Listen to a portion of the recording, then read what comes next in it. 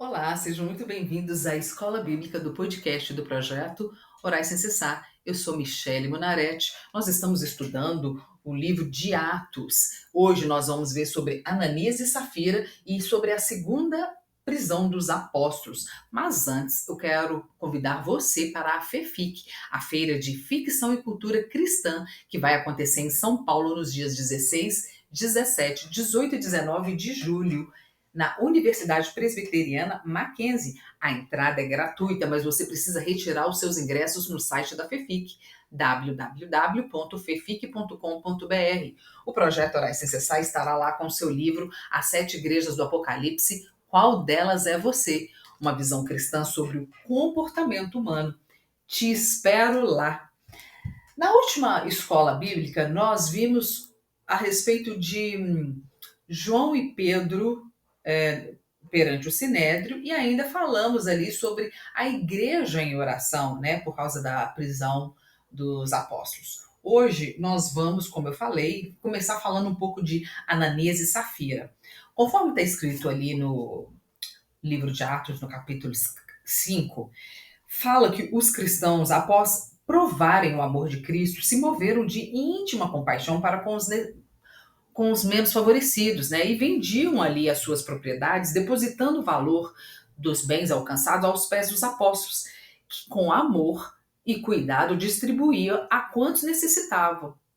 Da multidão dos que creram, eram um coração e uma só alma. Ninguém considerava exclusivamente sua nenhuma coisa que possuía. Tudo, porém, para eles lhes era comum. Com grande poder, os apóstolos davam testemunho da ressurreição do Senhor Jesus, e em todos havia abundante graça, pois nenhum necessitado havia ali entre eles, porquanto os apóstolos, né, os que possuíam terra ou casas, vendendo-as, traziam os valores correspondentes e depositavam ali aos pés dos apóstolos. Então se distribuía a qualquer um à medida que alguém tinha necessidade, né? Então eu imagino que com isso ali a igreja foi crescendo. Além do mais, quando a gente lê essa parte, a gente pensa: quando foi que nós cristãos perdemos esse coração doador, né? De se importar com a necessidade do outro? E eu falo por mim mesmo, eu fico pensando, será que eu teria coragem de vender uma outra propriedade para doar aos necessitados? Ali, na época dos apóstolos, entre os que doavam, encontrava-se um homem chamado Barnabé, que vendeu a sua propriedade e entregou o valor, né, para assistência ali aos necessitados. E foi assim, inclusive, que os demais cristãos foram despertos a fazerem o mesmo, né? Mas, como sempre, onde há trigo, sempre vai haver o joio. E, infelizmente, apesar de Barnabé ter dado esse exemplo, né, e muitos começarem seguir o exemplo de Barnabé, levantou-se ele, Ananias e Safira. Também eram membros ali daquela congregação, mas possuídos por uma ambição de, muito provavelmente, de serem reconhecidos por suas boas obras, né? Então eles venderam ali a sua propriedade, mas ao invés de trazer todo o dinheiro e entregarem ali os apóstolos, né? Eles fizeram apenas parte, entregaram apenas parte do dinheiro, né? E não a quantia total. E o que acontece é que Pedro então surpreende Ananias dizendo: Ananias, por que Satanás encheu o seu coração para que mentisse ao Espírito Santo e retivesse parte do preço da herdade? Era ali, né, como a gente sabe, o joio que o inimigo conseguiu semear, né, no meio do trigo. E ao invés deles receberem muito a honra, né, que eles estavam esperando, como os demais estavam recebendo, os que faziam as boas obras, Ananias e Safira agora estavam inclusive mortos. Ananias e Safira tão envolvidos que estavam ali, né, que eu imagino que tiveram suas mentes ali bloqueadas, cauterizadas, sendo impedidos de pensar. Ainda que por um momento eles conseguiram provavelmente enganar aos homens, mas jamais iam conseguir enganar, né, o Espírito Santo, jamais iam conseguir enganar a Deus. E eu imagino que com essa ação ali dos cristãos, né, dessa comunidade, quanto a igreja não crescia, porque isso deveria ser espalhado ali entre o povo, que as pessoas estavam vendendo, então os necessitados iam procurar essa comunidade, querer fazer parte, né?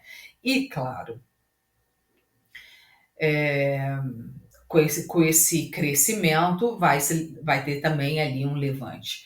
Mas o mais interessante desse relato que a gente vê ali de Ananias e Safira demonstra, né, o quão pecaminoso é a mentira, tanto quanto todos os outros pecados. O problema é que as pessoas desconsideram a mentira como pecado e a cometem sem um pingo de dor na consciência, sem um pingo de remorso. A hipocrisia, ela tem o mesmo peso que os outros pecados. A falsidade é um comportamento caracterizado pela falta de sinceridade, falta de honestidade e de autenticidade. É quando alguém age de forma enganosa, dissimulada ou hipócrita, apresentando ali uma imagem falsa de si ou manipulando informações com o intuito de obter vantagens pessoais. Inclusive, eu trato sobre esse assunto no livro do Projeto Oreste Acessar as Sete Igrejas do Apocalipse, qual delas é você? Quando eu falo ali da igreja em Sardes, eu trato sobre a hipocrisia, né? Sobre a mentira. E nós sabemos que não há lugar para os hipócritas no reino de Deus, pois eles não são guiados pelo Espírito de Deus, que é a verdade. Enquanto ali, né, eles procuravam enganar a Deus, Ananias e Safira, é, estavam sim, na verdade, ultrajando o Espírito Santo, né? E, consequentemente, atraíram essa condenação para eles. O bom que em tudo sempre tem o seu lado positivo. Esse fato de Ananias e Safira traz um propósito sobre o julgamento, trazendo ainda ali temor aos demais cristãos. Como está escrito na palavra, e sobreveio grande temor a todos quantos ouviram essa notícia desses acontecimentos, né? Ajudando para que outros não fizessem a mesma coisa que Ananias e Safira.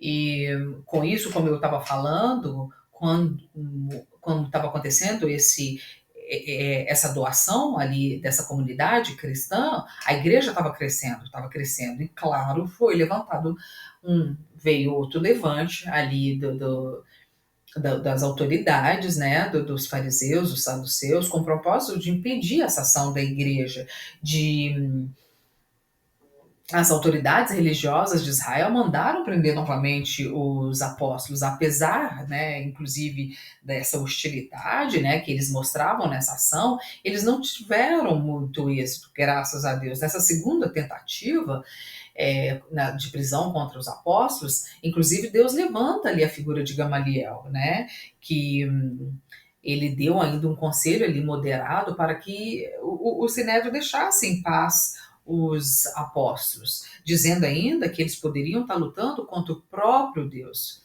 O conselho de Gamaliel foi acatado ainda por pouco tempo, porque logo depois um novo movimento dessa comunidade da comunidade cristã, né, o avanço deu às autoridades a oportunidade de adotar uma política verdadeiramente drástica e trazendo inclusive suspensão de liberdade e perseguição à causa do evangelho. Na próxima aula, inclusive, nós vamos estudar ali sobre o martírio de Estevão.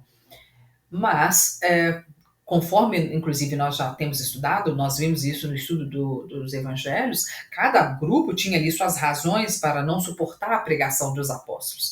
Os fariseus, porque a sua doutrina era confrontada pelos apóstolos, né, por eles pesarem as mãos mais aos seguidores e aliviar para eles mesmos, mostrando ali que, na verdade, era uma pura religiosidade. Já os saduceus, sacerdotes, eles estavam introduzidos na política, além, inclusive, dos saduceus não acreditarem na ressurreição, eles estavam, eu imagino que ressentidos com a audácia daqueles apóstolos, né, que para eles eram ignorantes, simples pescadores, pecadores, na verdade, a plebe, como eles deveriam pensar, né, e pensando, como assim a plebe desobedecendo às ordens dos maiorais, né, daqueles que estão no poder? E o medo deles, na verdade, era de que fosse abalada as suas posições de honra. Esse mesmo temor que levou, inclusive, esses homens a determinar a morte do Senhor Jesus, conforme a gente estudou na época que estudamos o livro de João, ali no capítulo 11. Então, os apóstolos foram presos. E na noite que eles foram presos, um anjo, né, enviado pelo Senhor, abriu as portas do cárcere e os conduziu ali para fora. E no dia seguinte, quando estava ali os maiorais, né, as autoridades prontos para o julgamento, os membros do conselho aguardavam ali que os presos fossem trazidos à sua presença. No entanto, eles foram surpreendidos, né, com a notícia de que os apóstolos não se encontravam na prisão.